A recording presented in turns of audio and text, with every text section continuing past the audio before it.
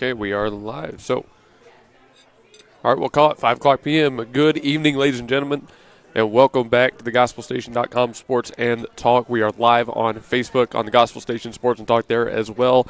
We're at Chelino's Mexican Restaurant out in Yukon, 1227 South Garth Brooks Boulevard. It is the first Wednesday of the month, which means it's $8.99 enchilada night. Everybody's piling in here into the dining area, getting their $8.99 enchilada-ing on. There you go. Now, $8.99 enchilada night is every Wednesday night all through the month. We're just here on the first Wednesday night of the month. Now, by the way, I'm eating, so if I smack, please forgive me. I love Chelino's Mexican Restaurant. And, a lot of people do. They've got all this kind of good food. You can come in here, $8.99 until 9 o'clock, right? Yes, so, sorry, my headset mic is messing with me real quick. So, Chelino's is open 10:30 a.m. to 9 p.m. Sunday through Thursday, and on Fridays and Saturdays they're open 10:30 to 10. And of course, as you just mentioned, on the Wednesdays, $8.99 enchilada night lasting until 9. Obviously, 4 more hours left, plenty of time to get in here, get the family, get the friends in here. Everybody take advantage of that deal. 1227 South Garth Brooks Boulevard. Again, call 405-350-2006 if you want to get a hold of the restaurant. Luke, and you know what else, too? Yeah, what else? You look at how fast they got this food out for us. I mean, it was like, boom, real fast. You bring your family in here. They're not going to have to sit and wait for hours. And think about it. Now, nothing against McDonald's or any of the fast foods, but you spend $8.99 and get a complete meal. You get chips, salsa, queso, and a meal. I mean, for $8.99? Are you out of your mind? I used to do that a long time ago. But, that's a pretty good deal here, right here at Chelino's at 1227 Garth Brooks Boulevard. Come on by and get an autograph from Luke. Luke, have you ever heard that people get a big head when they're in broadcast, especially television? I notice these headphones are sliding down my head, so I guess I don't have too big of a head then, huh? I must not either, because this microphone is sliding down on my face pretty constantly here. There you go. So see, hey. I think we're good. We're good. Hey, Luke Young joined by Daniel here on this show, having a good time. 4 segments, 2 hours, coming at you 30 minutes on each segment live from Chelino's. And, of course, the first one we always like to do is just a quick little local segment, catch up on all the local high schools and colleges. It was National Signing Day, folks, so all of these high school seniors and a couple of juniors, everyone getting ready to go on to the next level. And for Bethany High School, we've got a little bit of an update. Daniel was talking about OU stuff a little bit earlier. I might kick it to you for OU. But first, let's start with some of these Bethany Broncos we've been following all year long. Senior football player Marcos Lopez has signed to play at Friends University in Kansas. So congratulations to Marcos Lopez. I know a little bit about Friends University. I had a friend from my own high school days that was signed to go up to Friends, went up there for a little bit. So that's a great college. I'm sure he will enjoy it. Happy that he's getting a chance to, extend his playing career and keep going on. And our very own Denton Jaggers, who we've been watching play basketball right here recently, he's going to Olivet Nazarene University in Illinois. Get this, he's not the only one either. Jagger Weaver going up to Olivet Nazarene as well. But, Daniel, the difference here, Jagger Weaver is going up for track. He's going to go run for them. And that is as impressive as anything I've ever heard, that you can go be a D1 track athlete. I mean, we caught the women earlier in the year. Some of them were going on to play. I remember Madison McNutt was going on to run track at the college level. That is, to me, one of the most impressive things you could go up and do is run track. You don't realize how fast you have to be to go be competitive at a D1, really any kind of college in track and field. You have got to be so fast. You have got to literally be pushing the boundaries of what is humanly possible at that point in your life. And that is not a joke. Not a joke at all. That is Southwestern. I remember one of the Bethany coaches, I think if I remember right, went to Southwestern to coach track and field. It was years ago. Chase Horsley interviewed him way back, I believe it was. And that was interesting. I always thought I could run track, but I was never wise enough when I was in high school to realize I could outrun everybody. And I was playing neighborhood football when I realized I could outrun everybody. I started laughing because nobody could keep up with me. I thought, man, I can really do this, man. But I was already out of high school. So I was really good at running track until I got to the last hurdle on the on the track, and then I wasn't good at running track. It's really strange how that happens. yeah. No, but again, congratulations to Weaver and Jaggers both for going on to play at the next level, basketball and track and field.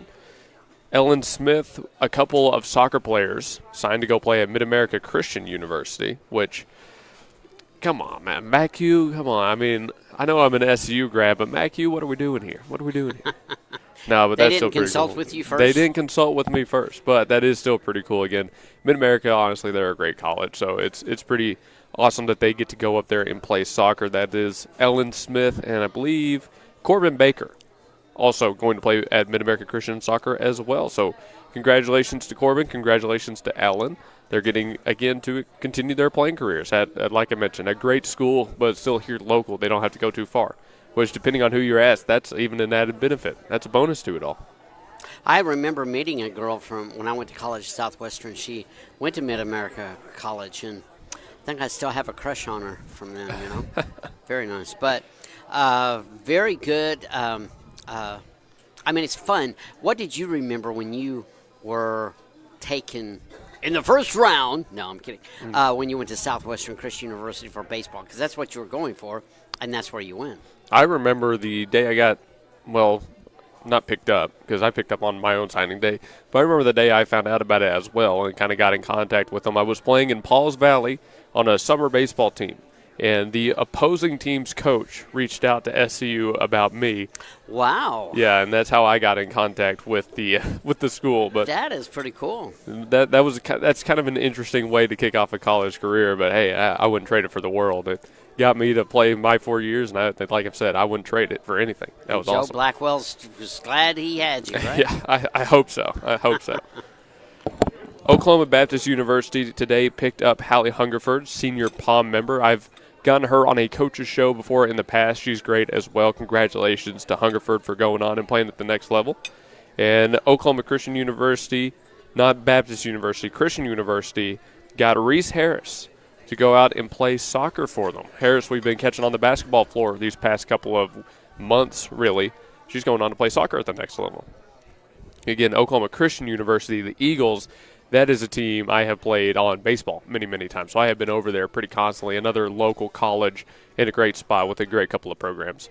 So congratulations there to Reese Harris as well. And I've got one more from high school, and then I'll send it to you for your OU pickups. Chase Clanton is going to Bethel College in Kansas to continue his football career. So congratulations to Chase Clanton, the last of our signing day seniors going on to play at the next level. And again, I've heard a little bit about Bethel College. I don't know about it as much, but I do know that is another great school, just like all of them in the bunch are. So congratulations to Chase. And Daniel, you've got a little bit of a scouting report, I guess, for OU here. I wish I was a scout and make that kind of money, but scout make a lot of money when they go out. I think if they scout the right guy, they do. That makes sense. Well, here on February 4th, 2026, the Oklahoma Sooners solidified their 2026 football recruiting class, ranked in the top 15 nationally. Now, to me, that's nothing to get real excited about, but I've always heard recruiting, you really don't know what you got until they get on the football field. So we have seen that, Jackson Arnold, and a few others. I like Jackson Arnold. He's a nice young man. By adding a 3-star cornerback, LeBron Bauer, B-A-U-E-R, to a group of that mostly signed during December 2025 early signing period. The class is headlined by a 4-star quarterback, Bo Bentley, and boasts the strong defensive additions. Bo Bentley is very good.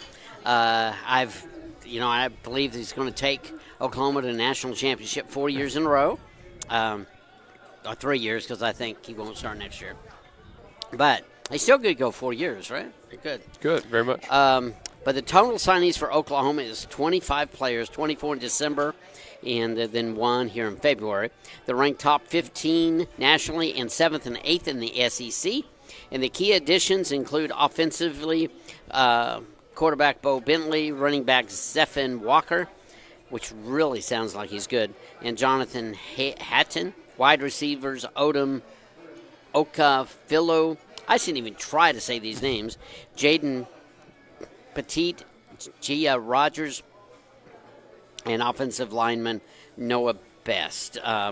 Defense, LeBron Boer, Bayer, 4-star edge, and the phone goes off. Jake Cruel, and 12 defenders, and then they go through the key personnel and everything. But high school, college signing day has to be exciting for so many. But Luke, hasn't it changed a lot? I mean, now it's going to these big colleges and universities. You're looking at trying to make millions while you're going there. It's not like it used to be. You just get a scholarship. And I think that's a good development, honestly, for the players. I think it's a good thing that they have the chance to make such serious money going to college because they're good players. If you have the talent, the skills to go D1, you should earn that kind of money because they are, by all means, professionals. So in your opinion, what do you – but an 18-year-old making $1 million, you think he's going to make wise decisions? I remember a basketball player. It's been years ago. You were just a youngster probably. But years ago, he was complaining on national radio, man, I only make $17 million. I can't feed my family on $17 million. Now, how do you think families that go out there and work hard every day would sympathize with him? That is absolutely, that's a fair point that's been brought up many times, is the maturity of these players to handle that kind of money. And that's why I think, to that point, they shouldn't handle that kind of money on their own. They always do need the correct support system. I think that's something schools have to implement if they don't already. I think a couple of them have sort of implemented, finance classes or advisors that help them handle that kind of thing. But no, I am squarely on the side of college players making that kind of money is only going to be good for them because, like I said, they are pretty much treated like pros at the college level with their workload and the name, image, and likeness usage. They do deserve to earn everything they're making, in my opinion. But what about these smaller colleges that are D1 that can't compete with that because they can't do the money? So, but they still, I guess they play the colleges and they blow them out and they get $1 million or something. But that's true. But the thing is, they can't compete for a national championship. And to me, this is my opinion. I'm not wise enough to know any better on all of this. I don't know all the things about it, but you look at the two of the teams that were put in the playoffs and the teams that were knocked out, it didn't make sense. I'm not a Notre Dame fan, but I think Notre Dame should have been playing over the two that were put in. So it's just, what would you think about if there's different levels of playoff for the Power Five and all of that than a different group that the smaller colleges, but they're still D1, that can't play in they'll never play for a national championship, especially now with the money going out there. Your thoughts? I don't think an idea that's, in concept, that's a bad idea. I will say, though, NIL actually doesn't, as bad as you think, widen the gap. In many ways, it actually kind of closes the gap because NIL deals allow these smaller schools to really go after big-name players as a form of investment. That's a good point. Yeah, and if those players pay out, if they start succeeding, now they have more money to get bigger NIL deals with. And now anybody can do it. It's not limited to the top schools that already have established fan bases. Now anybody can have that sort of money to pay big-name players. Now I'm really intimidated. You knew that answer just like that. Talked about this a little bit before. Tell you, I would have loved if they had this when I was growing up in college. No, not that I would have ever been a big-name NIL guy. Don't worry about that. But you might have. You never know. No, if we're talking to anybody that was going to get an NIL deal, it's Dario Paredes at Southwestern Christian University. Oh, yeah? The guy that has fan clubs in his name on social media right now. Really? Like fifth-year senior, whatever he is in college. Even at the NAIA level, that guy would have an NIL deal. Does he play baseball? Yes, third baseman. Is he going to are pros looking at him pretty good? Probably. I'll have to ask him about it. Next time I go out to an SU game, I'll ask him what his outlooks are, what it's looking like. And you can listen to Southwestern Christian University right here on the Gospel Station Sports and Talk. Luke, it goes out to his home school, and he broadcast the games really well. I was listening to you the other day, and it sounded really, really good doing those games. I appreciate that. And actually, I was about to transition right into SCU, so you bridged that gap perfectly. So I knew what I was doing. So for a little bit of a Southwestern Christian University update, as Daniel mentioned, I was out with them on the Langston game last Saturday, although that was 2 losses. Langston is a very, very good basketball school for those not in the know. They have the number 1 team on the women's side and the number 2 team on the men's side in the conference. They are year in, year out, top of the line as far as college NAIA basketball goes. So although it was an unfortunate end, I can't say it was wholly unexpected, to be honest with you. And this weekend, they come back against Nelson University, which I think on the men's side, Nelson is number 1. So kind of a tough draw right there, back-to-back weeks, 1 and 2. Yeah, but we'll see how they go out and perform. You know, I still think they've got a very talented squad. I think they've just kind of – they're not so good in the close games anymore on the women's side. They've kind of gone on a pretty bad losing streak here where they've lost a lot of single-digit games, 1-2 possession losses. So – if there was ever going to be a night, especially for the women's, that they can get back in the win column, it'd have to be this one, kind of make a statement. But it is going to be another uphill battle. It's going to be a really tough matchup. I won't lie to you there. And SCU baseball is out in Missouri, I believe. Missouri or Iowa, one of the two. They're doing a big tournament up there, big match. They're taking on Briarcliff University out of Iowa, Mission University, Tabor College, Kansas, right? Kansas Christian, all on kind of back-to-back days here. So they've got a packed schedule as well. We'll catch them back on the 14th. On February 14th, I'm going out for Isn't that Valentine's Day? Yes, Valentine's Day. I'm going out for the Wiley University Kansas Christian tri-match, and I'm going to broadcast some SCU baseball there. So, hey, if you're looking for some good baseball, that's one you should tune into. Where are you going to go on that? Is it right at Southwestern? Or? Yeah, it's at the Lisi Youth Park. That is where the SCU baseball field is. It's kind of right north of Putnam City Original. Very good. Yep. And it's a beautiful place, beautiful field. Kind of a small press box, but, we'll let that slide. No, I'm going to be out there broadcasting and statting the game at the same time, so pray for me. Very good. Well, maybe we can find somebody who can do stats pretty soon. So. Well, we might have to. Depending on how it goes, they might kick me out, but we'll see. All right, but Daniel, now I've got something for you, but I've got 2 big things here. One is a little bit smaller, but still pretty big, and then the other one is the big news. The 18U mile world record was recently broken by a kid. I'm pulling up the video right now. I have it saved on my phone. The exact time, here it is, 3:48:88, a sub-350 mile. I don't know how many times you've run a mile in your life. I have never ran a mile. I've walked a mile, I mean, but I've never you ran said a you mile. were you said you were a runner, but Well, that is averaging under a minute per lap around a track as a 16-year-old. And he broke, again, the 18U, so he's also running up a couple age groups. He broke the world record. Sam Ruth, 3:49.08, I think was the exact time of the old record that was set in 82. So he beat it by just under like 30 seconds. Or, I mean, a whole second. I mean, not 30 seconds. That's not how that works, trust me. But very impressive stuff nonetheless. And my favorite part about it is that he doesn't care. He's got the most nonchalant reaction possible to breaking a world record. Do you think if you broke a world record, you'd be a little bit more energized than that, have a little bit more of a dramatic reaction? maybe he was tired. I mean, he probably was, but if you broke a world record, you might get a little bit of a pep back in your step. Yeah, he's kind of nonchalant. Like He's pretty nonchalant about it. But, hey, congratulations again. That's pretty cool. I just had to point that one out because that's impressive stuff. And the big news, the big name stuff, the OSSAA and Governor Stitt. So I don't know if you caught Governor Stitt's last State of the State address, but in it he called out for the dismantling of the OSSAA. Says it is a group of unfairly unelected leaders that block student athletes through their open transfer policy, which has not allowed for students to appropriately leave failing school systems and seek opportunities elsewhere. Wow. So I know you haven't probably kept up much with it, but I just wanted to catch your early opinions. Well, again, probably, since we're talking about education, I'm not educated enough on it. So my thoughts was that we need to. I think a student, if he wants to transfer to a school, he should be able to. Especially our school system, to me, in my opinion, has changed so much that we have to.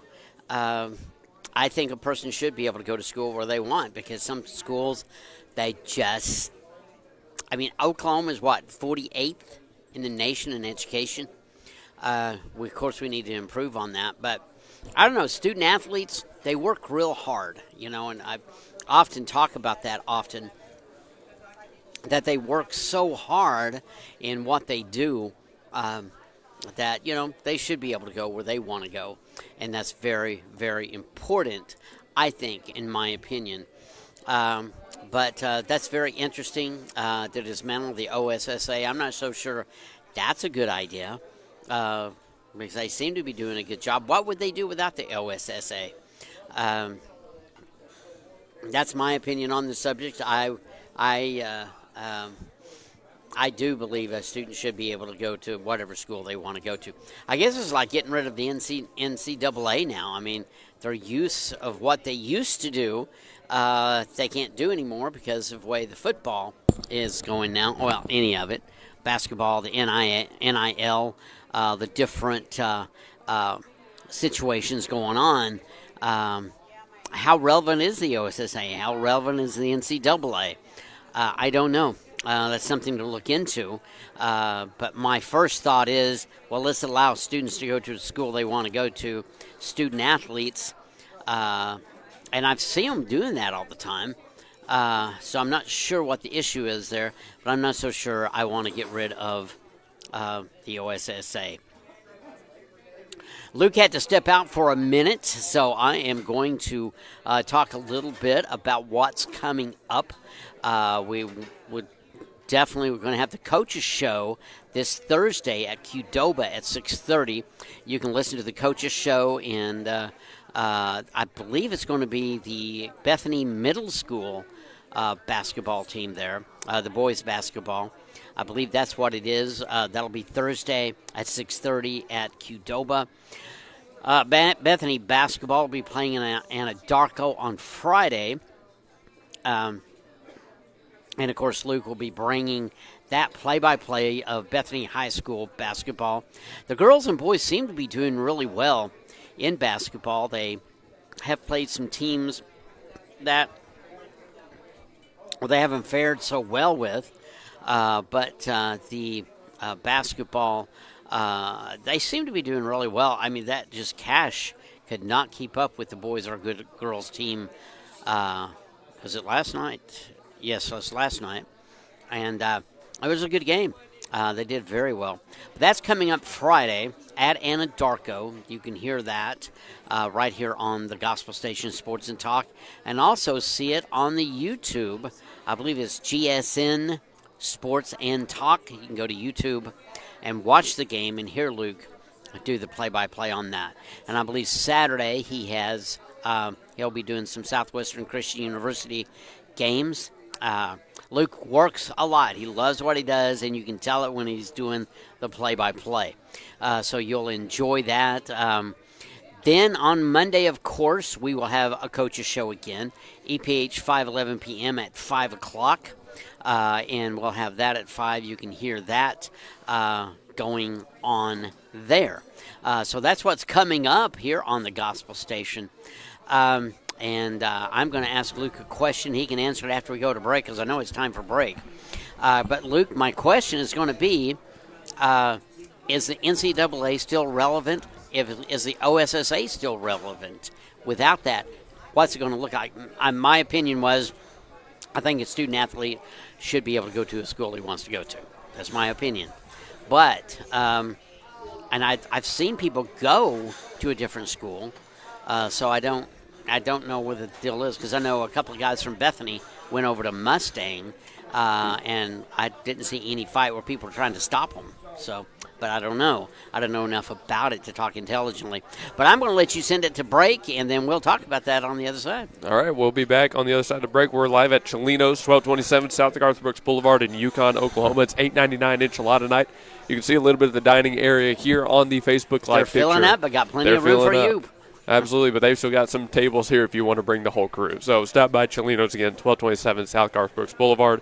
Call 405-350-2006 to place your order ahead of time, reserve your table. We'll be back after this break, folks. This is Blake Nightingale State Farm, your local insurance agent over at 7304 Northwest Expressway. Here to tell you more about the business is Blake himself. Hi, my name is Blake Nightingale, State Farm insurance agent located at 7304 Northwest Expressway here in Oklahoma City. I've been a State Farm agent since 2018. We've got 5 licensed staff members here, and we do everything from auto, home, life insurance, and health insurance. And we're real passionate about helping people. And we love youth sports, and we sponsor a lot of local teams here. And so, like I always tell people, like a good neighbor, we're here to help you. Just like you heard from Blake, Blake Nightingale State Farm is here to help you protect what's important to you, because your car and home aren't just things. They're where you make your memories. Visit Blake and his friendly staff at 7304 Northwest Expressway and call them at 405-728-1313. Like a good neighbor, Blake Nightingale is there.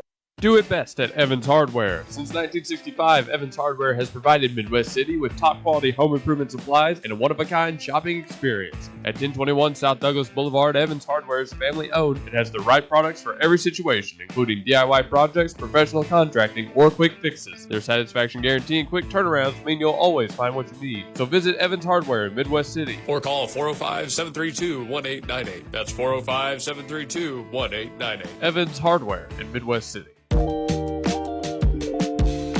We are Integrity Heating, Air, and Plumbing, in business for over 40 years. We've provided top-notch service for every company and residential home in the area. Let's take a look inside and let you meet some people. Hey, Blaine. Good morning. Here we have a part of our call center. This is Tina. That's Gabby. That's our general manager, BJ.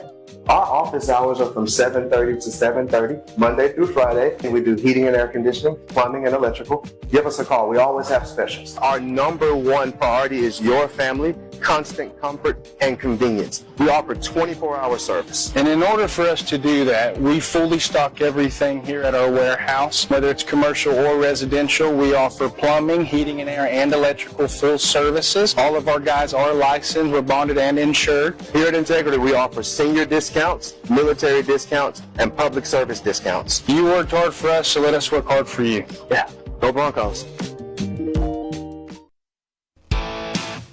C&J Sporting Goods at 6604 Northwest 38th Street has been serving Bethany and the Metro for over 30 years, with 3 generations ready to serve you with the best shopping experience of product knowledge and customer service anywhere, with a wide selection of guns, ammo, ear and eye protection, law enforcement equipment, hunting, camping, and survival gear. If they don't have it, they will order it for you. Veteran owned and family operated. Call 405-789-8102. C&J Sporting Goods.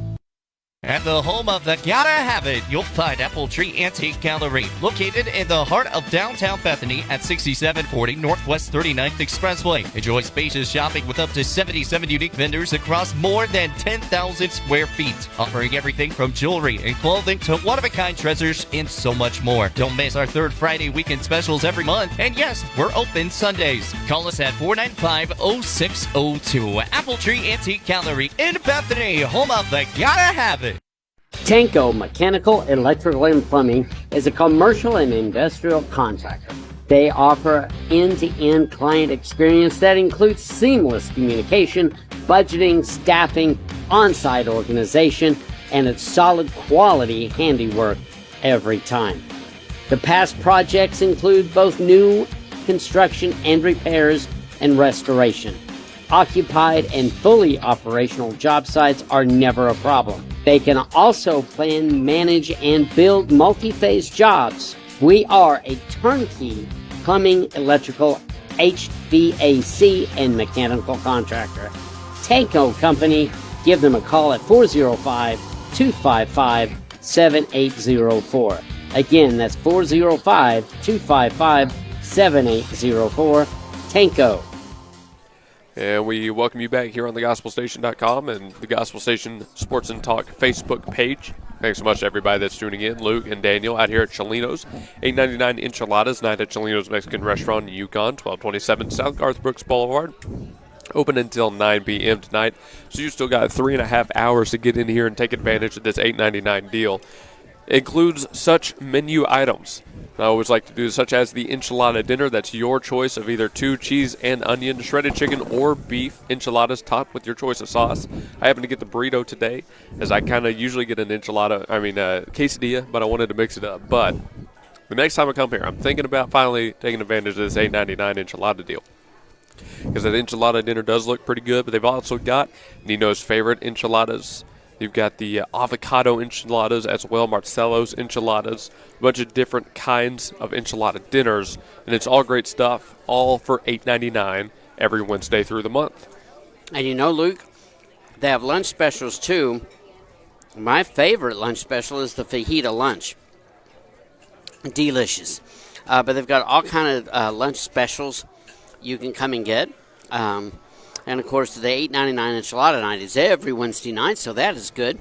And I don't even know how to – Estelio Mexico? How do you say that? I have no idea. Which one are you looking at? The top left. The top left. Yeah. Well, anyway, it's this right here. Oh, 100% Estelio Mexico. Yeah, there's dude, my said Spanish. It so well. There you go. Man, see, he can talk Spanish. Trying to remember how the L's sound in Espanol. Traditional platters, all kind of good stuff right here at Chelino's Mexican Restaurant. It's always fun. It's locally owned. This is an Oklahoma City business. So they make great food. The owners, they love what they do. You'll enjoy it. I believe they've got around 14 locations in Oklahoma City, but we're in the one in Yukon at 1227 Garth Brooks Boulevard. How's your food there, Luke? Mine is very good. I got the burrito today, as I mentioned. But, yeah, Chelino's has been serving Oklahoma since 1989. They'll be coming up on an anniversary not too long from now. That's right. Think about it. Pretty cool. Yeah. Hopefully we're out here for that, right? Yeah, we can do a live show. Absolutely, absolutely. All right, but on segment number 2, Daniel posed a question to me before we went to commercial break, and I'm going to take a second to answer it now. Will the NCAA and the OSSAA continue to be relevant at all going forward? So my question is just flat out, and the simplest term is yes. My explanation is that there is no alternative. Currently, if the NCAA left, there's nothing to pick it up. It would probably most likely be the conferences banding together to form individual groups of schools, and I just don't see that happening. They'd lose so much cohesion. They'd lose the entire college athletic structure if the NCAA or something were to happen to them. So I don't see that happening. The OSSAA now for Oklahoma, that's a little bit more of an interesting question.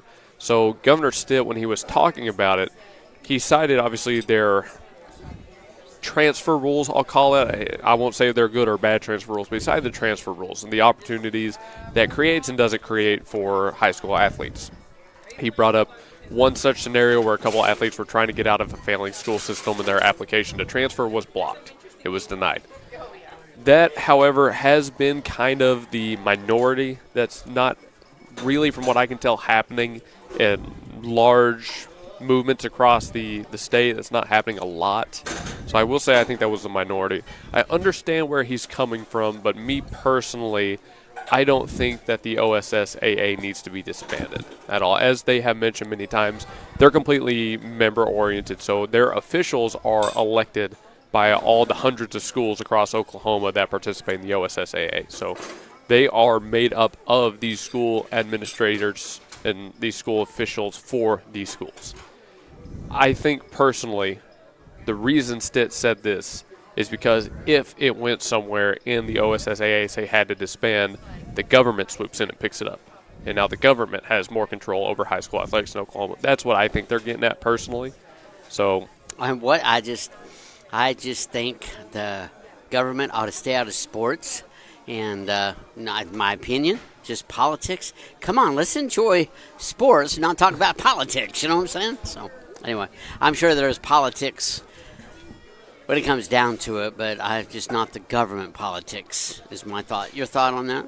The OSSAA, whether you agree with some of their regulations, whether you disagree with some of their practices, I think they're going to be here to stay for the foreseeable future because as much as the NCAA doesn't have anything that would pick up in the void, in that power void, I think Oklahoma High School wouldn't have anything either.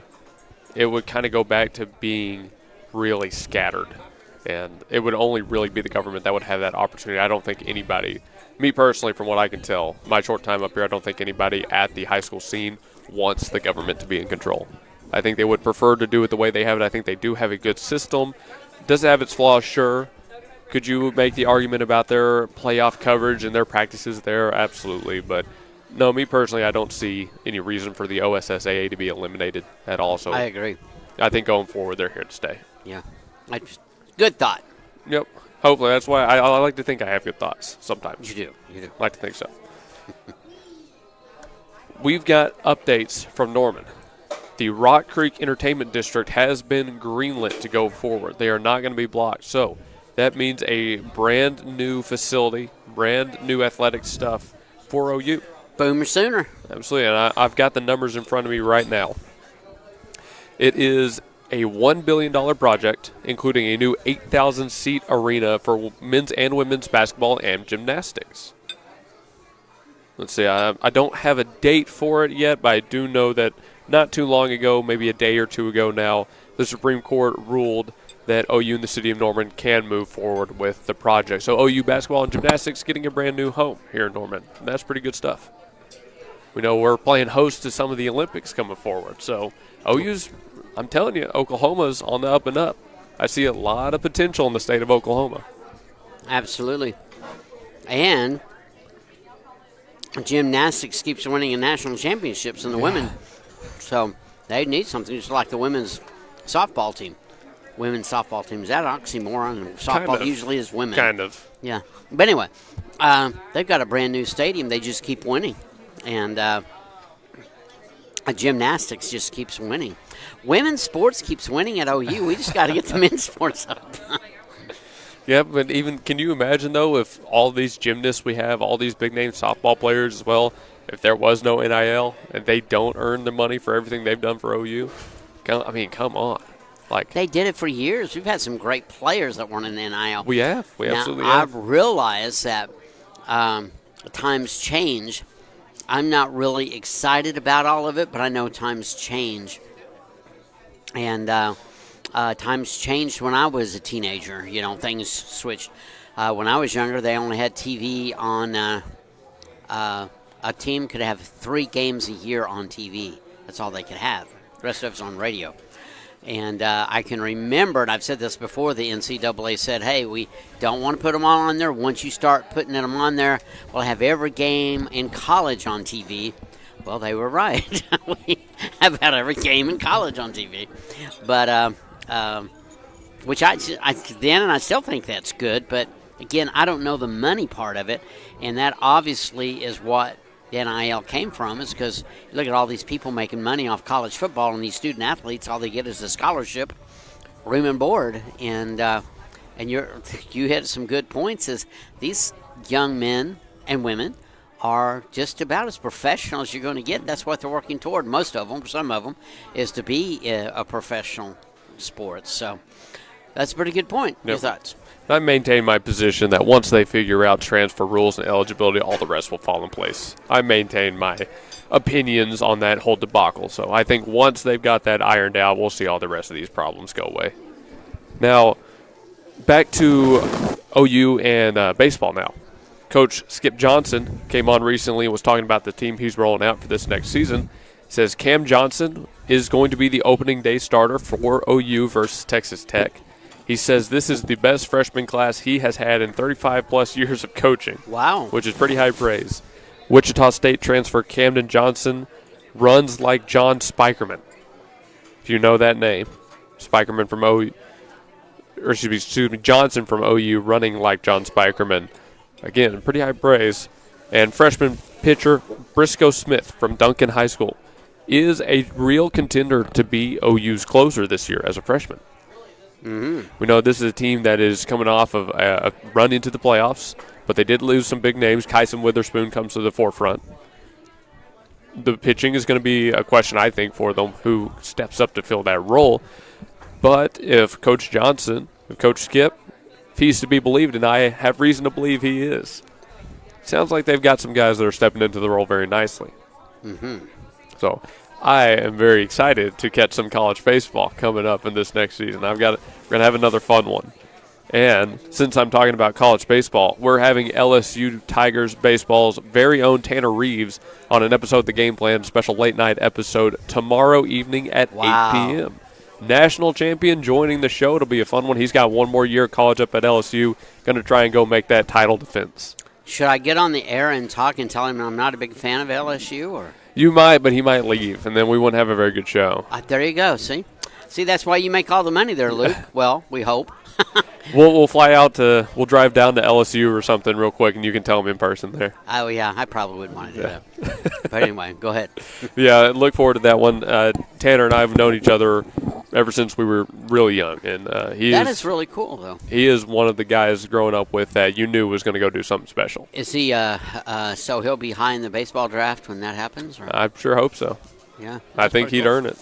But we'll catch him. We'll talk to him on an interview. We'll ask him what his future plans are and what he's looking forward to on this next season of LSU baseball. OU goes to Louisiana this time around. Louisiana doesn't come to us. So I'm just saying, that's at the end of May. If we want to take a business trip down to Louisiana, that'd be the time to do it. Just saying. Sounds good. Just saying. The idea that can he get you some tickets, by the way? I can ask.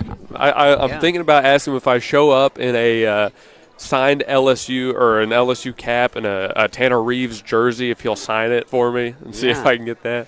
But that's going to be pretty interesting. The baseball coming up in LSU and Tanner Reeves, that's pretty cool. And by the way, you'll be able to rehear the broadcast as well. We'll play it back and you'll have it on the YouTube channel too. So right? Yes, so. I will. We'll be recording it, and everything we record gets posted on our YouTube, GSN Sports and Talk. So That's all our videos, our shorts, our live streams, our podcasts now, all of it. And you can listen to it on Sport and Spirit through Live 365, as well as the gospelstation.com, Sports and Talk. So that's pretty cool. That's pretty nice. I'm very much looking forward to it. And it is right after, by the way, the Coaches Show that I know you've mentioned already tomorrow evening. So back-to-back shows. Some great guests from all different walks of life, all different kinds of sports, but it's going to be good shows. Keep promoting that during the coaches show. That'll be good. That'll be a good blessing for people to get to listen to, especially if they like baseball. But student athletes, they're special, Luke, because they get out there and work so hard to play. Now I realize, again, they're getting paid now, but still they get out there and work hard and sacrifice their body doing all the stuff that they do. Yeah, like I said, I mean, they're basically treated as professionals. They might even have more work on their plate than professionals with what they have to do inside the classroom as well. That's true. So it's just a point in the favor of these guys getting paid. I will stand by that probably till the day I die, is that college athletes do deserve to get paid. I'm trying to decide, using the word, I maintain what I'm saying. That sounds like a true journalist, or that sounds like a true politician, or a little of both. But that sounded pretty good. I don't know if I should be worried with you saying that or not. A politician I would be worried about. To be determined. Maintain. That is real. I maintain my thoughts. That's good. I like it. The NCAA baseball preseason top 25 is out. Since we're talking about LSU, obviously they won the national championship last year. They're ranked number 2 to start off their season of title defense. UCLA gets number 1 nod. Texas is number 3. Mississippi State is number 4. Georgia Tech is number 5. Looking down the rankings real quick, you'll notice teams like Florida and Tennessee, 13 and 14. Kentucky and Clemson, 18 and 19. No OU in the top 25 rankings so for the preseason, again, as they have a lot of questions to answer, especially about the pitching staff going forward. Well, I think it's always wrong when OU's not ranked number 1. I think it's a travesty. I mean, every sport they should be. This is OU. It's Spooner Sooner all the way, right? So. That's what I like to think. Hey, OU's season opener against Texas Tech is on the 13th. It's at 11 a.m. Central Time. And I will try to pull up and see if I can figure out where it's broadcasting. I'm pretty sure they broadcast everything on OU's website. So if you do want to find it that way, you've got that option. But as far as the national media goes, I'm not sure what it's looking like for college this year. So I'll keep looking at it. We might have to come back after a commercial break and find that, but I'll keep looking for now it. they'll be on the Sooner Broadcasting Network. They'll have the games on the air. Right. But I can't remember. I guess ESPN does play some college ball, but it seems like most of them are when they get into the playoffs in the World Series. Yeah. But I can remember seeing some college ball. Mostly SEC, seems like, but that's just maybe my bias that it's the ESPN sweetheart is Alabama and the SEC, so, but that's just a thought. That's pretty true. But, yeah, they've been on national media a couple of times, national stations, so we'll see if OU gets on some of those this season as well. And I'll be watching. Do love me some OU baseball. Going to have to make a trip down to Norman, by the way, to catch some baseball games this year. I've done camps at OU, so I've gotten a chance to meet some of their players, some of their staff, including head coach Skip Johnson. Awesome guy. Great guy. Love talking to him. Tell he loves what he does, and his players love him, tell you what. So, yeah, we'll catch some OU baseball. We'll keep you updated on both baseball and softball next coming season. Very good. I don't think we're going to lose anything on baseball. You'll definitely cover that. No, I'm covering that. Don't worry about it. All right, last thing I want to talk about on segment number 2 as we approach 6 p.m., and this will be fun for you to speak on as well, Daniel, I think. Amari Bailey trying to become the first player that has played in the NBA to return to college and play in a college season. He had a 2-way G League pro contract, and he played 10 games for the Charlotte Hornets. Only 10. He's 21 years old this year, I want to say. He would have 1 year of college eligibility left. And now that we've had this Alabama center come back and play a little bit, do you think he has a case to stand on? He's apparently gone and hired all the best legal advisors, attorneys, and everything. Agents, do you think he has any legs to stand on? Well, if he had made all that money to be able to hire attorneys, I would imagine he does. But I had never heard of that because I'm so used to once you talk to an agent in professional ball, you can't go back to college. But now it's changed. He's already played, and he can go back. Everything's changing, so I guess he does. I don't know if it'll happen. I mean, that one Heineke, the player for OU, wanted another year to play. There's a guy from Miami, I think he's playing his 8th year. They wouldn't let him play another year. He would have been there 4 years or 5 years. And to me, that's inconsistent. I don't understand why he can't. So, I don't know. If he can do it, I think it's great. It has to do, to answer your question, with the red shirts and transfer rules and COVID, throwing a wrench in all of it, obviously. That's why he's been able to stay in college so long. But, yeah, I'm with you. I think Owen should definitely be allowed another year because he played 3 games of college lacrosse before he transferred to OU to play football. Mm-hmm. Completely different sport, completely different place, which honestly is kind of the same thing this pro is coming back to say. Mr. Bailey trying to come back and play. I think he's a UCLA grad. He played so little time in the pros. He says he made a poor decision, wasn't ready to move on. He'd like to have a chance to come back and get that final year of college. He's played in the pros, the NBA. He's playing the G League and playing the NBA for years on years on years now. He still is college age, which is what makes it so interesting. And yeah, to have the precedence that the Alabama player got, that a judge can rule you can return, if even for a little bit, it makes it a case. It makes it interesting. I still say he shouldn't be allowed to play. I'm sorry that you made the choice when you were young. Now you've come to regret it, but you made the choice, right? I have to imagine he had advice coming from all sides. He just didn't listen to the right one. Maybe, I don't really know. But if you've played that comes with life sometimes too, doesn't it? True. If you played a pro game, no more college. Just plain and simple. And again, I was asking if maybe we should even go as far as to say if you put your name in the bucket for the draft that you shouldn't come back to play. But at the very, very least, no questions asked. If you played a pro game, no college for you. Okay. Fair? Mm-hmm. Fair enough. Fair. That's what I think. Apparently, some people would disagree with that. But that's what I think. I don't know. Maybe I'm crazy. Who knows? We've got the low lighting here. It kind of gives off that crazy vibe on my face right now. So. Kind of scary, right? Scary. Hey, on the watch list for Freshman of the Year, OU Baseball's outfielder Alec Blair. if you're looking for another name to keep up with this season, Alec Blair is going to be a big one. I don't know, though. I haven't taken a look, honestly, at any of the preseason award rankings. Normally they do a big deal about that for football, like preseason Heisman odds and stuff. They don't do that so much in baseball for their awards. That might be interesting to look back at. But Alec Blair, name to know. Keep an eye out for him, freshman for OU.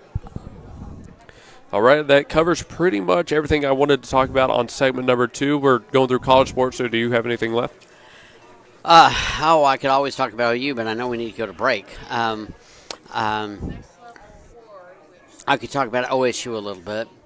I was talking with an OSU fan that happens to own a business, and we started talking about OSU and how good they actually, there was somebody on ESPN that predicted that OSU would be in the playoffs this next year. And then we got into conversation about how OSU didn't get to play for a 2011 national championship where they were probably the best team. But who got in instead? Alabama and LSU. So it's just a sad thing that there's, I don't know. To me, there's just too much politics in sports. We don't need it anymore. See, if you had asked me, is the AP going to be relevant later on, the Associated Press, I would have said no. Yeah. I would have said no. The rate they're going, they're going to be replaced very quickly. They keep making the wrong people mad with their college rankings. I would say them, but the NCAA as a whole, no, they'll stick around. Associated Press, should those rankings go? Probably. Yeah. Probably. I've seen enough from them, but hey, I said after OU lost this year to Alabama, they can do whatever they want. I'm not talking about it anymore. I know. All right, folks, we're going back to break here. We're done with segment number 2. We're live from Chelino's Mexican Restaurant at 1227 South Garth Brooks Boulevard here in Yukon, $8.99 enchilada night. Go to chelinos.com. You can browse the menu there, find some other menu items you might like, and, of course, call 405-350-2006 to reserve your table and order ahead. Super friendly waiters and waitresses here as well, and the food is obviously great. As you can see, all the people that have been coming and going in the background. Everybody's piling in on this Wednesday night to get some of those $8.99 enchiladas. That's a great family night. $8.99 enchilada night. That's a great family night. Bring in your kids and the whole family and have a complete meal. And nothing against the big fast food places, but you get more food and it's a whole lot tastier. For $8.99 enchilada night? That's fantastic. Anyway, go ahead. Yeah. I get excited. No, you said it better than I ever could right there. That's a good close. We're going to break. Segment number 3 when we come back. John Campbell is your local health market agent that specializes in Medicare. Instead of talking through an 800 number, talk face-to-face with your local agent, John Campbell, to answer all your questions and find the company that best fits your needs. John Campbell Health Market serves Yukon, Bethany, and the surrounding area and will travel across the state of Oklahoma to meet with you. Call John Campbell Health Markets at 405-200-8414. Call 405-200-8414. Grandview Windows and Doors is a proud sponsor of the Bethany Broncos and a part of the community serving all of Oklahoma City area with a mission to provide our customers exceptional window and door solutions. Locally owned and operated, Grandview Windows and Doors is your window and door specialist. Drop on by our showroom to get the latest color, styles, and special pricing just in time for the fall. Call 405-787-0230 and visit us on Facebook, Grandview Windows and Doors. Stan's Plumbing is your locally owned, full-service, licensed, and bonded plumbing company, proudly serving the Oklahoma City Metro for over 30 years. Stan's provides all types of plumbing services like faucet and toilet repairs, sewer repair, and trenchless pipe replacement, water heater repair and installation, both tank and tankless, plus drain cleaning and jetting. All plumbers arrive with fully stocked trucks and can resolve your plumbing problems in a timely manner. Since 1988, Stan's Plumbing has held itself to a higher standard in plumbing. Call 405-721-5100 to schedule your appointment. Stan's Plumbing, Valley Service in a dirty business. 405-721-5100. When technology has you screaming at the office, call Simplify Tech Solutions at 405-981-1011. Located at 4221 North MacArthur Boulevard, Simplify Tech Solutions features IT management, business phone systems, manages Wi-Fi, and offers repair and support. Simplify your Wi-Fi before the emotional breakdown by calling Simplify Tech Solutions. Locally owned and operated at 405-981-1011. 405-981-1011. Simplify Tech Solutions. Ship it sooner at 210 North Mustang Mall Terrace. is your packaging and shipping headquarters for Mustang and the surrounding area, using all major carriers. Sign up now for your private mailbox and enjoy the benefits a post office box does not offer. Faxing, printing, copies, notary service, and passport photos. Ship It Sooner is locally owned and operated. Call 405-256-6264 or go to shipitsooner.com. Name brands and more for less at Victory Mattress Outlet. Welcome to Victory Mattress Outlet, 7101 Northwest Expressway in Oklahoma City. Family owned and operated Victory Mattress Outlet has options for every budget, like quality 10-inch beds to high-end luxury mattresses fit for a king. You're the winner here. Shop pillows, protectors, bedroom sets, and more. And remember, the friendly people at Victory Mattress Outlet can help deliver, assemble, and set up your mattresses and furniture. Call 405-510-6988 and never pay retail price for top brands again. Victory Mattress Outlet, 7101 Northwest Expressway, 405-510-6988. That's 405-510-6988. Victory Mattress Outlet, where your best night's sleep costs less. And we're back here on the GospelStation.com Sports and Talk. And on Facebook, Gospel Station Sports and Talk there as well. Segment number 3, second half of our show. Second hour, final hour. And you know, Luke, I'm noticing how many families are coming in to eat. And here at Chelino's, they get up and go. More people, they clean the table off just right away. You're not having to come into a table they didn't clean. They clean it off right away. So you have plenty of places to sit. They're always working hard. Our server here's worked here for years, comes over and waits on us and does really a good job. $8.99 enchilada night. I mean, you just can't beat that with all the food you get for $8.99, including chips and salsa and queso. And you know, Luke, people do have to buy it, but that Mexican apple pie, you got to try that. It's really, really good. So, $8.99 enchilada night. Go take it away, Luke. I might consider that. Some of those $8.99 enchiladas include the enchilada dinner. The enchilada sweet says that's 2 chicken enchiladas topped with green crema sauce. Nino's favorite enchiladas, 2 cheese and onion enchiladas topped with chili sauce, and 2 eggs your way. Wow. I've considered trying that. I'm a fan of eggs. I am too. I think like eggs on the enchilada would be pretty good. Yeah, I think so. I think so too. If you're not in the mood for enchiladas, you've got everything from burritos to tacos to some seafood as well, and of course, lunch and dinner specials. I might have pretty to constantly. try that next time. That sounds good. I do like me some seafood, tell you what. But, yeah, fajitas as well, soups and salads. I mean, they've got a very lengthy, a very in-depth menu. So, no trouble finding something what you want. 1227 South Garth Brooks Boulevard out here in Yukon. 10:30 to 9 Sunday through Thursday, 10:30 to 10 Friday and Saturday. Call 405-350-2006. All right. Segment number 3, let's get into this. We're moving on to pro sports. We're going to start with the NBA because it has been a big trade day for the NBA. I guess the first thing we're going to start with, though, has to be the Oklahoma City Thunder. We were talking about it in break off of their own title defense year. They had a great start, historic start, kind of petered out here. And now the injury bug has really gotten OKC bad. Shai Gilgeous-Alexander is out with an abdominal injury. He will not be reevaluated until after the All-Star break, I believe. Wow.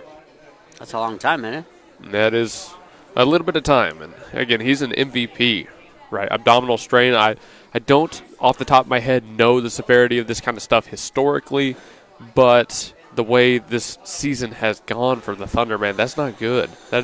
They can't be taking that right now.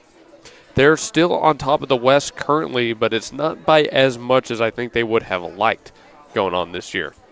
I'm pretty sure that does mean that pretty much everybody is hurt for the Thunder right now. I saw a list earlier today. I don't know if I'll be able to find it, but I've seen – no, I don't think I'm going to be able to find it, but I'm pretty sure Shea has been out. Holmgren has been out. Jalen Williams was out for a little bit as well. Caruso might have been out, but Hartenstein was out for a little bit. Dort, I don't know about off the top of my head either, but yeah, they've been pretty beat up this year. It's been kind of another one of those years where the injury bug is getting some pretty prominent players and teams. Mm-hmm.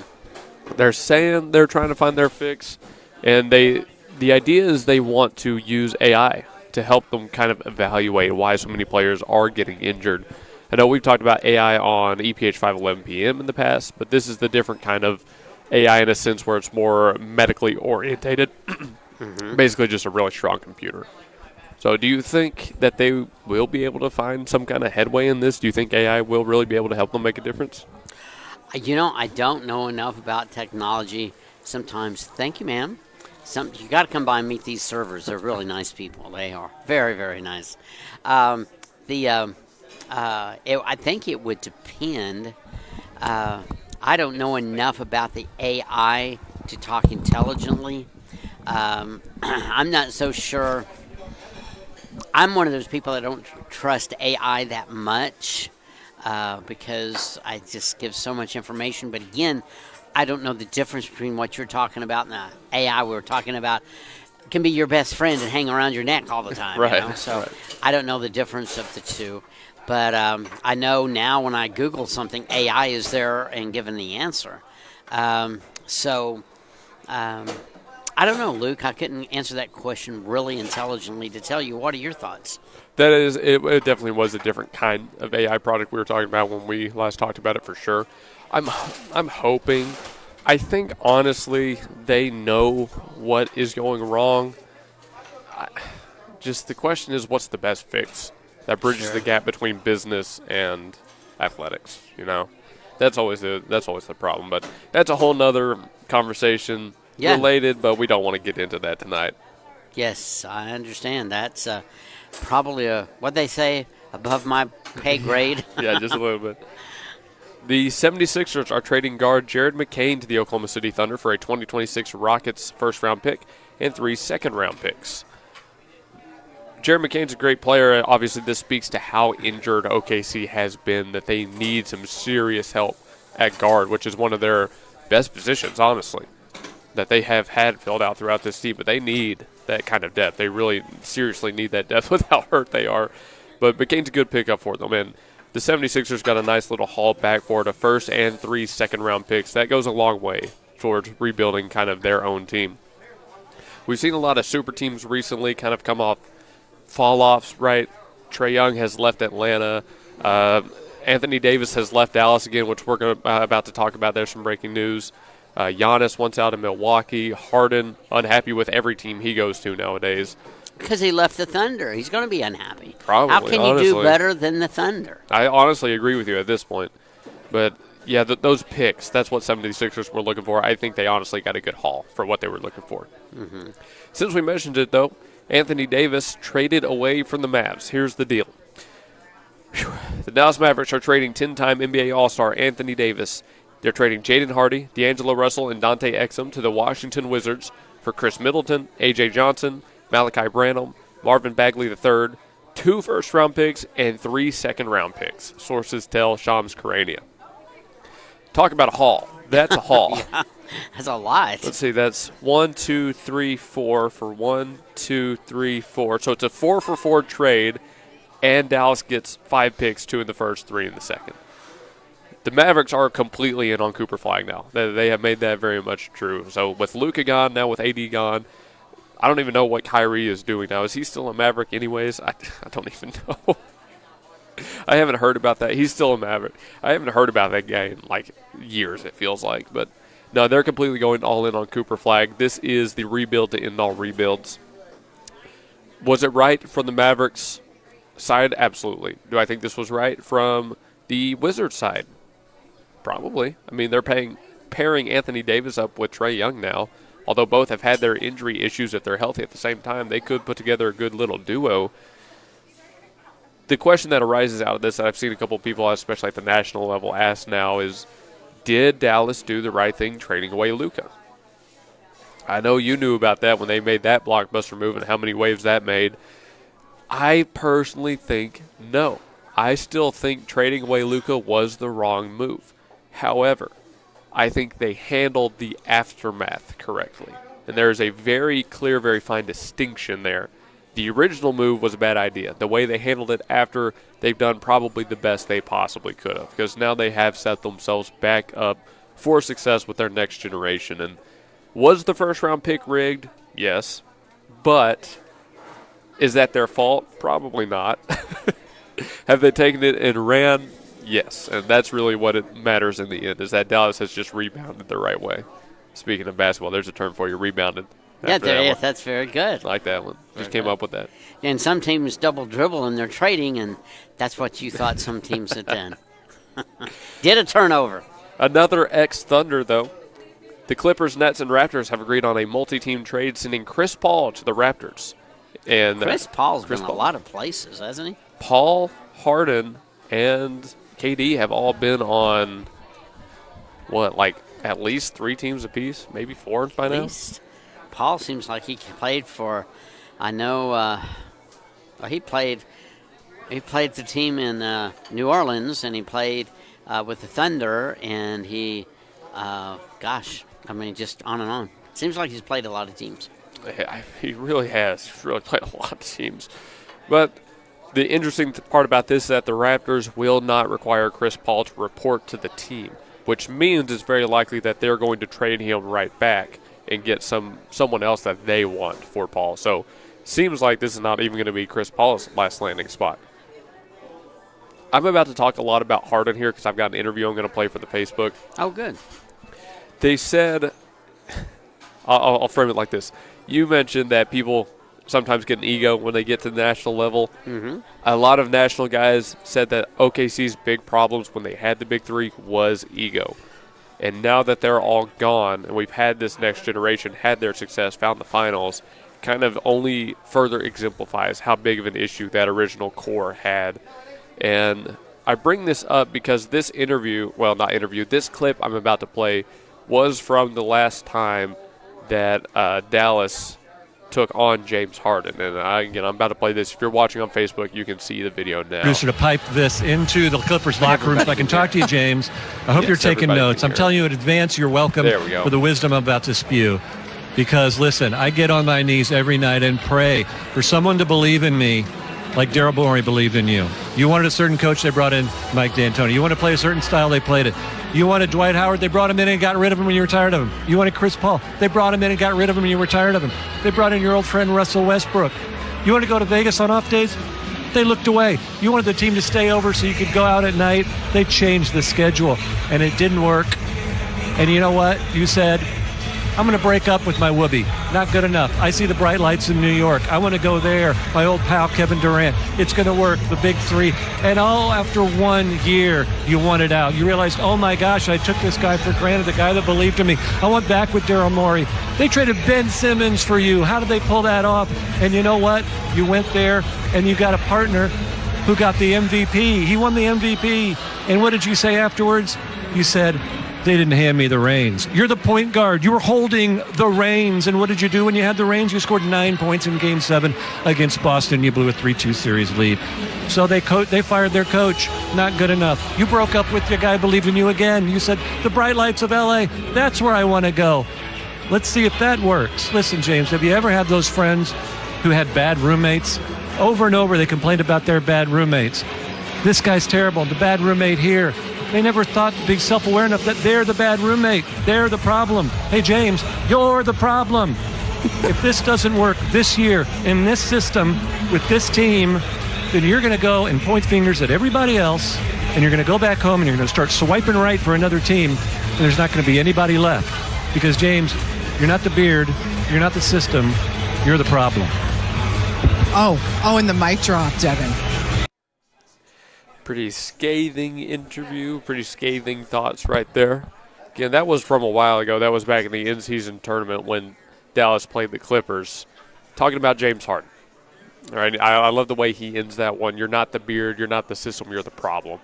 That's one, a pretty tough quote, but 2, like I said, pretty scathing. That's an opinion, right? That's a very loud opinion on Harden. I just love that quote he says. So, Daniel, you just watched that interview as well. Knowing what we know about that original OKC squad from the the mid-2010s that had Harden, that had Durant, that had Westbrook, do you see, thinking back, do you see the same thing they were talking about earlier on this season with James Harden, with that group? that they weren't leaders in that sense, that they really weren't that loyal. They were eager to jump on and do a different thing. I know the leadership quality had been something that was called out a lot with that group, that the locker room wasn't really together. And Harden seems to be maybe the biggest issue behind all that, from what I can tell.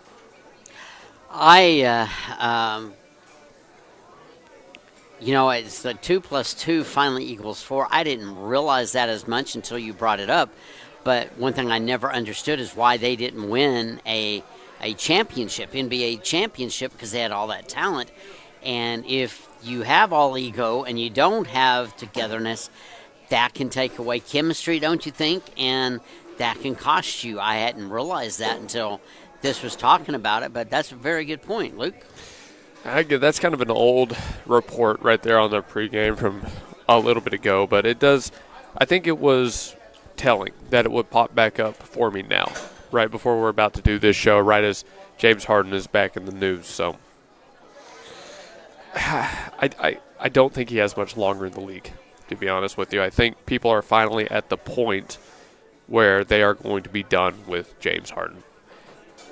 Still with the Clippers right now. He was just traded from the Clippers to the Cavaliers for Darius Garland. This feels like his last chance to me. This feels like, as I said, the Beard's last chance in the NBA. If this doesn't work out in Cleveland, I don't know how many other teams or how other true contenders are going to be willing to give James Harden a chance. Well, I have a question that you might know. Out of those Thunder players that had the ego, how many of them, and how many world championships did they win on other teams? It's just Durant. It's just Durant because he went and joined the Super Team Warriors. Yeah. I don't think the rest of them ever won anything, did they? See, and that's where the ego can get you. The grass is greener on the other side. And if none of them won a world championship because they weren't leaders, they were all about themselves and the ego and all of that. And that'll get you. You get too much ego, got to stay humble, and you got to know God is where you got that talent. So just a thought there. I will say, since we're kind of one-sided here, Harden did tell ESPN yesterday night that the trade happened because he didn't want to feel like he was holding the Clippers back. That was his direct quote. I wanted them to actually have a chance to rebuild and get some draft capital. I see an opportunity to win in the East. They got a very good team, speaking on the Cavaliers, very good team, coaching staff, all of the above. So as much as I wanted to stay in L.A. and give it a go, I've never won one before. As a basketball mind, I think we have a bit better chance with the Cavs. He denies that he requested the trade from the Clippers, although he basically had full control over where he was going because of the way his contract was set up. So he admits it there. He has yet to win with all the different teams he's bounced around. All the different star players he's played with as well. Still hadn't gotten anything. Interesting. I really do think Cleveland's going to be his last chance. And I wish Nick was on for this show. We had him on last week for the Ship It Sooner show. I wish he was on this show to talk about it because I know he would have some good thoughts in this James Harden situation. But, man, yeah, I don't know if I should even feel sad for him. I don't know. I don't know if I feel any sympathy for James Harden right now, which is kind of strange. I definitely don't for Kevin Durant. I'm in an awkward place right there for James Harden, how I feel about him, and I'm still on Westbrook's side, I think. Well, you look at the money they're making, it's hard to feel sorry for them. But, you bring up a point, though. Just because they're making a lot of money doesn't mean they don't have feelings and emotion toward what they're doing, So, but you need that chemistry of team. If you get too many egos, that's where, and I guess that's what happened to the Dallas Cowboys years ago, why Jimmy Johnson left the Dallas Cowboys. No, that was Jerry. That was Jerry's fault. And I guess I'll throw out that real quick while we're talking about the NFL is raising the salary cap for all their teams. So teams like Dallas will have more money to play with. Jerry says he wants to win more Super Bowls before he retires.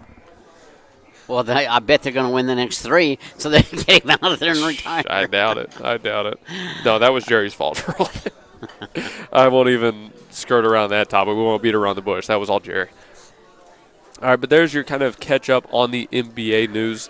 One more trade for you. The Chicago Bulls are trading center Nikola Vucevic to the Celtics, along with the second-round pick for Anthony Simmons. Now, I'm a Boston fan. My family's Boston fans, so I've known a little bit about this kid. I'm surprised he didn't go sooner. I'm surprised there weren't more teams that were eager to jump on Simmons. He's been an astounding player. He's put up some pretty good highlight nights, but I wonder if it's more so as they don't want to re-gear Boston. It wasn't long ago Boston had a had a title, okay, an NBA Finals win. So I wouldn't be surprised if they're like, I'm not sure we want to gear up Boston for a chance to make a run again. And what is Harden's right more of an open East? So, but I thought that was funny. I did want to mention it real quick. All right, let me check and double-check and make sure I'm not missing anything out of the NBA trades. Nothing major here. Talked Chris Paul. Talked the Grizzlies. Yes, there's one more. The Memphis Grizzlies are trading star forward Jaren Jackson Jr., John Konkar, Jock Landale, and Vince Williams Jr. to the Utah Jazz. In return, they're getting Walter Clayton Jr., Kyle Anderson, Taylor Hendricks, George Niang. I think I said that right. I never get his right. And 3 future first-round picks. Memphis is going all in on Ja Morant. And Morant is a pretty divisive player himself, but Memphis is going to stick with him. They've got a nice haul, as I've said on a couple of these trades. They've got a pretty nice haul back for him. Those are some good players, and the 3 first-round picks really helps. What happens to the Grizzlies if Ja Morant doesn't pan out? If they still can't find their success? Where does that leave them? I guess they try to do, honestly, what Harden is doing right now. Ship him off somewhere, ship off like they're doing to Chris Paul, ship Morant off to a team that's struggling, needs some kind of boost to get back in, and try to get a big rebound or rebuild haul with picks. I wonder. I do wonder. Ja Morant is an interesting case study in the NBA. We'll say it that way. He's been an interesting case. All right, but I think that about does it for basketball. When we come back from break for our final segment, we're going to be doing MLB, NFL, and some breaking news from around all of sports. Not next week. On the 14th, that's still 2 weeks from now? Or is it a week and a half now? Yeah, it's a week and a half. Week and a half now. On Valentine's Day, we'll be out broadcasting Southwestern Christian University baseball, but here at Chelino's. All day, dine-in only, fajitas for 2, $40 deal, 2 fountain drinks, a fiesta plate or grande nachos, double beef and chicken fajitas, along with sopapillas on a Valentine's Day deal. They're also doing the fajitas and ritas for 2 fruit-flavored margaritas, the same fiesta plate and grande nachos, double beef and chicken fajitas with the sopapillas for $50. No substitutions. That's all day long on Valentine's Day. Special deal here at Chelino's, 1227 South Garth Brooks Boulevard in Yukon. If you don't have any Valentine's plan, this might be the place you need to come out and sit down. They've got great food, as we mentioned many times, although that's not on a Wednesday, so you can't take advantage of the $8.99 enchiladas deal. It'll still be a pretty good job to come by here and pick up some good food. And even if you have another plan, change it. Come to Chelino's. Yeah, honestly. The atmosphere, the building looks great. I remember when they opened this here in Yukon, and they just decorated the inside so well, moved it around. I mean, it's just a really, if you want to feel like you're at a good Mexican restaurant, well, it can be confirmed. You come here, and every Wednesday night, $8.99 enchilada night. I mean, you just can't beat that. That's really good. And all the things you get with it, bring in the family. Good crowd here tonight. They've got enough room for you till 9 o'clock. Till 9 o'clock? Yeah. All right, we'll be back after one more commercial break for the final segment. I just got breaking news from my Boston Red Sox, so we're going to talk about that on the other side. Don't go anywhere. This is The Game Plan on thegospelstation.com, Sports and Talk. Name brands and more for less at Victory Mattress Outlet. Welcome to Victory Mattress Outlet, 7101 Northwest Expressway in Oklahoma City. Family owned and operated Victory Mattress Outlet has options for every budget, like quality 10-inch beds to high-end luxury mattresses fit for a king. You're the winner here. Shop pillows, protectors, bedroom sets, and more. And remember, the friendly people at Victory Mattress Outlet can help deliver, assemble, and set up your mattresses and furniture. Call 405-510-6988 and never pay retail price for top brands again. Victory Mattress Outlet, 7101 Northwest Expressway, 405-510-6988. That's 405-510-6988. Victory Mattress Outlet, where your best night's sleep costs less. Lilygrass Flowers and Decor is rooted in rich history dating back to 1979 in the precious memory of Flowers by Roy. Alicia Rankins and staff have carried the commitment to only offer the finest, unique floral arrangements with same-day delivery locally and nationally. What you envision, we make reality at Lilygrass Flowers and Decor, 7101 Northwest Expressway. Call Lilygrass Flowers and Decor at 721-1813 and begin a new memory.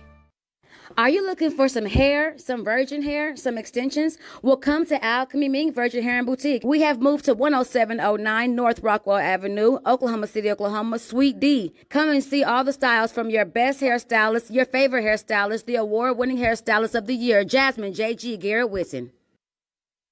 Stephanie's Vintique and the Plaster Paint Company is all Oklahoma made at 3821 Asbury in Bethany, featuring vintage, chalk paint, antiques, clothing, vegan soaps and lotion, homemade cards, decor, and furniture. And space is available for rent to start your own business at Stephanie's Vintique and Plaster Paint Company. Call 405-249-3604 and see why people are coming from all over the metro for this paint and decor. Or you can visit us at theplasterpaintcompany.com and also see us on Facebook. Stephanie's Vintique and Plaster Paint Company in Bethany. Start your Vintique experience. This is Blake Nightingale State Farm, your local insurance agent over at 7304 Northwest Expressway. Here to tell you more about the business is Blake himself. Hi, my name is Blake Nightingale, State Farm insurance agent located at 7304 Northwest Expressway here in Oklahoma City. I've been a State Farm agent since 2018. We've got 5 licensed staff members here, and we do everything from auto, home, life insurance, and health insurance. And we're real passionate about helping people. And we love youth sports, and we sponsor a lot of local teams here. And so, like I always tell people, like a good neighbor, we're here to help you. Just like you heard from Blake, Blake Nightingale State Farm is here to help you protect what's important to you, because your car and home aren't just things. They're where you make your memories. Visit Blake and his friendly staff at 7304 Northwest Expressway and call them at 405-728-1313. Like a good neighbor, Blake Nightingale is there. Nobody gives you more. We have great news for you today, folks. Toro Taxes at 5909 Northwest Expressway, Suite 249 can help with all your tax refund needs. Toro Taxes specializes in helping our community get the maximal refund possible, and their team of experienced tax professionals guarantees reliable, efficient, personalized services. Call 580-275-8933 and talk to Toro. 100% secure digital and in-person processes with services in both English and Spanish. Schedule your appointment today and let the experts handle your tax return. 5909 Northwest Expressway, Suite 249. Call 580-275-8933. Don't leave money on the table. Toro Taxes. Do it best at Evans Hardware. Since 1965, Evans Hardware has provided Midwest City with top-quality home improvement supplies and a one-of-a-kind shopping experience. At 1021 South Douglas Boulevard, Evans Hardware is family-owned and has the right products for every situation, including DIY projects, professional contracting, or quick fixes. Their satisfaction guarantee and quick turnarounds mean you'll always find what you need. So visit Evans Hardware in Midwest City or call 405-732-1898. That's 405-732-1898. Evans Hardware in Midwest City. We are Integrity Heating, Air, and Plumbing, in business for over 40 years. We've provided top-notch service for every company and residential home in the area. Let's take a look inside and let you meet some people. Hey, Blaine. Good morning. Here we have a part of our call center. This is Tina. That's Gabby. That's our general manager, BJ. Our office hours are from 7:30 to 7:30, Monday through Friday. And we do heating and air conditioning, plumbing, and electrical. Give us a call. We always have specials. Our number one priority is your family constant comfort and convenience. We offer 24-hour service. And in order for us to do that, we fully stock everything here at our warehouse. Whether it's commercial or residential, we offer plumbing, heating and air, and electrical full services. All of our guys are licensed, we're bonded and insured. Here at Integrity, we offer senior discounts, military discounts, and public service discounts. You worked hard for us, so let us work hard for you. Yeah, go Broncos. And we're back here on thegospelstation.com for the final time on Sports and Talk on Live 365 and on Facebook on the Gospel Station, the Sports and Talk Facebook page. Sorry, I'm out of breath. I just got done drinking a big swig of water. So, well, Luke, I was sitting here thinking while you were doing that. I mean, people out that just listen to you and watch you don't realize how much you're a one-man band. I mean, you do everything. You at the games, you got the camera, you're doing the play-by-play, you're trying to take stuff. If anybody really wants to help us grow, I mean, we need advertisers. That would help because Luke does it all. I mean, the guy does everything, does the production. I was thinking, you're doing the producing, you're doing the talking, you're doing all this, and you're eating at the same time. I mean, they actually can't see it on our Facebook right now, but I've got one laptop in front of me, one laptop to my right. My phone is right here. My notes are right here. The soundboard is down here. And the food is off to the side. And the food is way off to the side, yeah. At Chelino's Mexican Restaurant, $8.99 enchilada night. Come on out. Open till 9 o'clock. I mean, they're bringing in families. Couples are here. $8.99. You can't beat it. And I just, I have not, I've just never been a fast food restaurant fan because you can get nothing is fast foods. Well, I mean, if you really get into the health part of it, you might. But you come in here, $8.99. You get chips, salsa, queso. You get a complete meal, rice and beans, enchiladas, and then, I mean, it's just great for $8.99. Can you get that at some of the fast food restaurants? No. It's hard to do. So $8.99 enchilada night. You're going to love it. Open until 9 o'clock. Bring the family out. Bring the kids out. And, Luke, it looks like you're enjoying your meal there, even though you haven't eaten it fast. What do you think? It's a pretty good burrito. I know I didn't get the $8.99 enchilada, but it's a pretty good chicken burrito. So I'm happy about that. Yes. Yeah, and as you mentioned, open until 9 today. They're 10:30 to 10 Friday and Saturday. Make sure you call 405-350-2006. Get a hold of the store here. Go to chelinos.com. You can get a hold of them that way as well. 1227 South Garth Boulevard. We'll be back here on the next first Wednesday of next month. Yes, absolutely. All right, but I've got breaking news. My Boston Red Sox and Isaiah Kiner-Falefa are in agreement on a one-year deal. Boston has their third baseman. After trading away Rafael Devers, after letting Bregman walk, we finally at least got someone known for his defense to plug the hole at third base while we figure out that problem. Hooray! We poached him from the Blue Jays. I did hear the crowd in the background of my mind here going and cheering right there. Yeah, I'm sure. Is he coming off of the Blue Jays or the Pirates? One or the other. But we finally picked up someone, which for me, Boston fan, is a big deal. But I know that's our little bit of breaking news from the baseball scenes. I've got more news, though.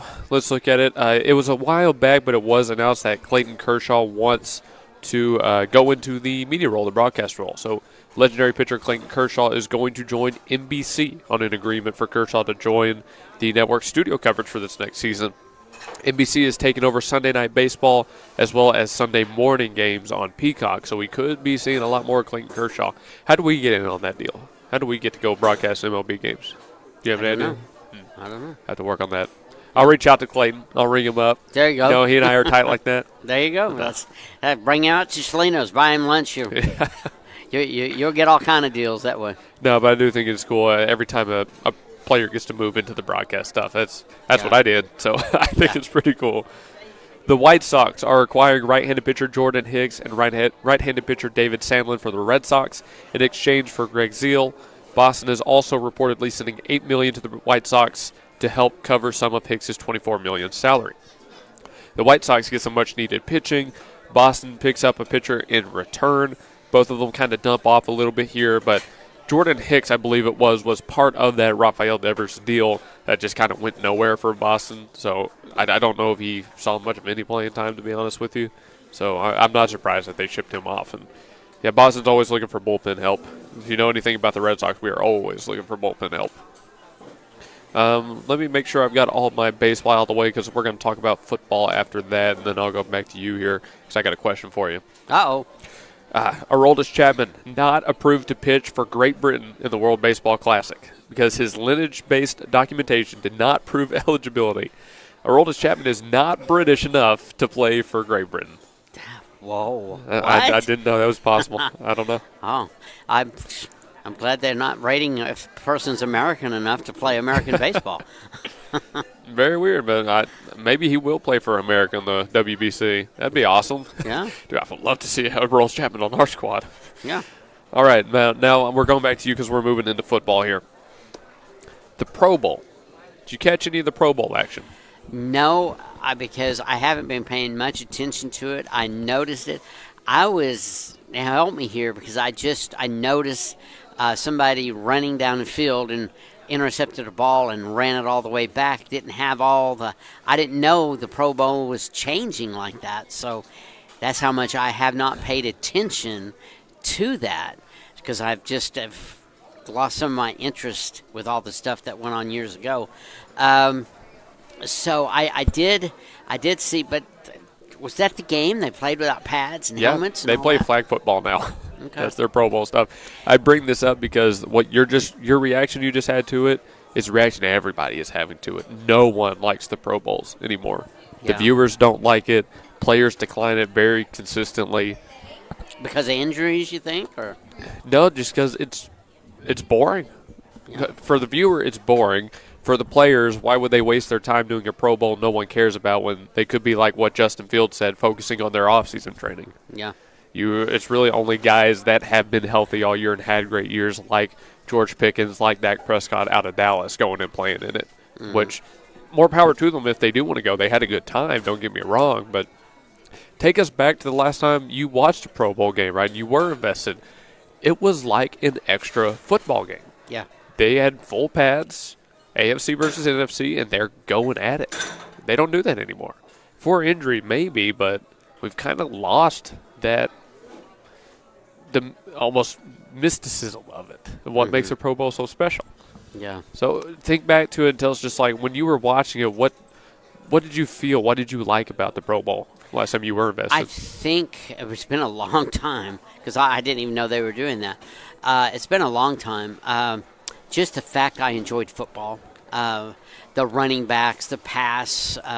My favorite position in football has always been running back. I think it's because when I was a kid, my brother was a running back, and I saw him running down a football field at Kremlin High School, and he was all alone. It was a muddy field, and he ran all the way, and you see the mud flying out from underneath his cleats, and he ran for a touchdown. And so that was my favorite. But that's really just watching the sport. But again, I hadn't watched it in so many years. I just lost interest in it. Definitely. And that's honestly, you're not the only one. There are a lot of people that have lost interest in the Pro Bowl. And it kind of goes back to the sentiment that the NFL has really put out a bland product. Is the way a lot of people will describe it as soulless. It's that there's nothing really inherently interesting in the football anymore that the NFL has put out. People are watching it for the sake of watching football. So you're a businessman. You've been doing this radio stuff for a while. If you had a national product like that with a wide established fan base, all the support in the world, and people were calling your product bland, how would you react to that? How would you go about and try to fix that public perception? I would right off the bat because again I can only think what I think, but I definitely go back with what made it great, what made it really interesting. And I think one thing that hurt football is putting any kind of politics in it.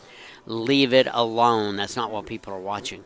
I think the second thing is people using platforms to people want to watch, my opinion, people want to watch football to watch football, not hear about somebody's feelings about this, feelings about this. Play football, play the game. I would go back and say, well, what was making it great? What was we doing right the first time to make it great? And then look to see what we can bring back and doing what made it great. Because if something's going wrong, you made a change. Maybe that change wasn't a good idea. Your thoughts? Very, very plain, very simple. That's a very just cut and dry answer. I like it. Yeah, it's a lot of people, honestly, I know you wouldn't like to hear this, but they have problems with the broadcast companies as well, and how many commercials, how many ads, how much time is actually not spent on football on these national broadcasts. Well, see, that brings up a good point because you've got to have commercials to pay for it, but you don't want to overload it where people aren't watching. I won't mention a station, but there was a time on a sports station where you were here 8 or 9 minutes of commercials in a row before you'd hear the broadcasters again. And that's not real fair for the advertisers to do that. Another thing, Luke, that again is one of my pet peeves in broadcasting is hear a TV station or somebody say commercial free, no commercial interruption. Well, you know what? If somebody's paying you money, how can that be an interruption when they're paying your money to do it and you call it an interruption? See, I don't like that. I think people lost their concept. There are some that lost their concept of who the advertisers are.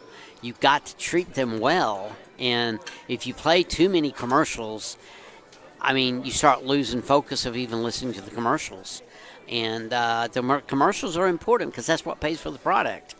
But you've got to be good to the advertisers, and that's really a good point I hadn't thought about, that, you know, they just got too greedy with the commercials and not thinking about the product. Is that what you're saying? Pretty much, yeah. Yeah, interesting. So I did want to catch your thoughts. It's actually been on my mind for a little bit, and I never got a chance to ask you. So to be honest with you, I feel that way about YouTube right now. YouTube has gotten really bad with their commercials, but again, that's a whole other thing. I watch a lot of YouTube. But, yeah, how do you know when you are playing too much or playing too little? Because when they say interruption, right, I'm speaking of it as from a viewer's point of view, not from the actual broadcasting company's point of view right now. They would call it interruptions. I think if I had to guess, the company would be calling it interruptions to try and resonate with the viewer, right? But the idea, though, is to help people, to me, to help people understand if it wasn't for the advertisers, you'd be paying for this product, because that's the only way it can be paid for. And now with cable, with some ESPN, you are paying for some of it. I think you really need to take care of the advertiser, and but don't overdo it. Taking care of the advertiser is not overdoing it, because if you take there's a timeout. Well, let's go to commercial break. First down. Oh, let's go to commercial break. I mean, come on. That's just way too many commercials. It's not fair for the you don't want for people. You know, you were talking about how well the 3 minutes does on YouTube. You lose people's attention if you play it too much. And now sometimes people use fillers with commercials, and you hear it a lot. But it's just, I really think if especially when you put money before the advertisers and not take care of them, then that really starts affecting the audience, I believe, because I think they do play too many commercials, making too much money, too much greed, and then people stop looking at it and listening. I mean, I don't know. That's my thought. I think commercials are very important. And even to teach the viewer how important the commercials are, because those are the people paying for the product, and they want you to see their product. But, you know, that's a good point that I hadn't even thought of that much, is they play too many commercials, and you start losing the focus of any commercial, and you don't remember any of them. Okay, I've definitely done that. I have become so desensitized to commercials as a viewer, me personally as a viewer, that I don't tune into like any commercials anymore. But not here on the Gospel Station Sports and Talk. But if I'm watching like TV or YouTube or anything like I mentioned, I have no idea what commercials are playing at any point. I'm completely tuned out from it. It's like it's not even there because I've been so desensitized to it. Yeah. It's weird, but getting this job has kind of brought me back to that way of thinking that you just described about actually caring about the businesses that provide the advertising. Well, yeah, and that's so important to take care of them, and we appreciate all of our advertisers and every person that writes that check. That's the only way we can be able to do this, because I have there's no other people to say, well, here's your $1 million to do this. Nope, I don't have anybody that does that. It's all the advertisers, and that's why they got to take care of them, and I think that's probably what happened with the NFL, and a lot of the greed takes over. Oh yeah, that goes back to our politicians. The greed takes over, and they forget why they're there and what they're doing. Yeah. You know, you close that laptop, and it's not as bright on your face. I know. It was really going at my eyes pretty bad there. I had to close it. Ugh. All right, well, I got just one more thing here, and then we're done with this show. New England Patriots owner Robert Kraft, like Bill Belichick, not selected for entry into the Pro Football Hall of Fame. Multiple league sources told ESPN and Adam Schefter yesterday morning. Kraft, first-time Hall of Fame finalist this year, did not receive enough votes from the 50-person selection. He needed 40 to be included in the class of 2026. Both Belichick and Kraft, not first-ballot Hall of Famers, despite their monumental historical success with the Patriots. Talk about politics. That is politics keeping them out. That is people saying that they need to be punished for the scandals, for, Inflategate, all the Spygate, the stuff they were involved with. Do you think that they are going too far with the Patriots? I know they've had their dynasty, they've had their success, but do you think it's fair to keep them out of the game for something like let's go with Spygate? So they were spying on other players or other teams, getting their signs with cameras, which multiple coaches and executives have said that the entire league has done for years. Do you think it's fair to keep them, very deserving people, out of the Hall of Fame for that? Well, I think you answered the question, are they deserving? Did they win games because of that? I don't know. If everybody did it, because everybody did it doesn't make it right, obviously. We've heard that all of our life. But I think it goes back to Pete Rose in baseball. He made some bad choices. Do they keep him out of the Hall of Fame? Myself, if I just look at the athlete and what they accomplished, and I only look at that, I say absolutely put him in the Hall of Fame. I think Tony Sellers should be in the Broadcast Hall of Fame. I mean, the guy is fantastic, but he's not there yet. But I think he should be. I think he's really good. But he didn't do any Spygate or anything. I mean, he's pretty up and up. But what do you think, Luke? I mean, yeah, what they did was wrong, but do you separate that from the accomplishments they did as a coach? Since you mentioned baseball, I used to think that we needed to keep the Hall of Fame as pure as possible and no cheater should be let in at all. But at some point, I came into the understanding that that is a very narrow, idealistic way of looking at it. In the Hall of Fame is to honor legend of the sport, right? Mm-hmm. And I think Pete Rose is a legend of the sport. Even the guys who use the performance enhancers, the roids, think your Barry Bonds types, those guys are more important to the sport of baseball than the performance enhancers they use than Pete Rose's gambling allegations. If you had asked me, I would say you vote them in. I would say they get in the Hall for their impact on the sport of baseball, on the culture, on the history, on the game. And I think this is kind of the same way the Patriots should be doing. Those two are going to end up Hall of Famers. Their punishment is just that they weren't first ballot Hall of Famers. But even there, I do think I disagree with the voters. I think leaving both Kraft and Belichick out of the Hall of Fame, and I'm not a Patriots fan, leaving both of them out of the Hall of Fame was a mistake on their part. Well, I think the pressure to win, you find every person that's perfect, that does right. I think it's very hard to do. We would like to have the perfect world. When I was younger, I thought every broadcaster was just the classiest person. Come to find out, they had problems just like a lot of other people did too. Yeah. But they sounded great on the air.